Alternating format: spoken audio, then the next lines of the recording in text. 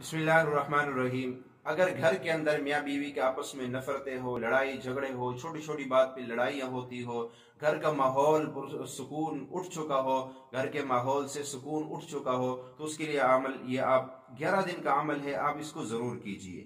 وہ کیا ہے؟ فرمایا میاں بیوی میں نفرت ہو، ناچاقی ہو، لڑائی جھگڑا ہو، تو گھر کو بسانے کے لیے اور زندگی کا سکون واپس لانے کے لیے دونوں میں سے کوئی ایک فرد یہ مختصر سا وظیفہ روزانہ بعد نماز عشاء 900 مرتبہ پڑھے، اول آخر 11 مرتبہ درود ابراہیمی پڑھے، تو انشاءاللہ 3 دن میں، 7 دن میں، حد 11 دن میں ہر قسم کی نفرتوں کا خاتمہ ہو کر دونوں میں محبت پیدا ہو جائے گی۔ اور وہ وظیفہ یہ ہے، قد شغفہا حبا، قد شغفہا حبا یا لطیف یا ودود، قد شغفہا حبا یا لطیف یا ودود۔ اس وظیفہ آپ سکرین میں آپ کو نظر بھی آ رہا ہے، تو آپ اس وظیفے کو 900 مرتبہ بعد نماز عشاء پڑھیے، انشاءاللہ گھر کے اندر سے لڑائی جھگڑے نفرتیں ختم ہو جائیں گی۔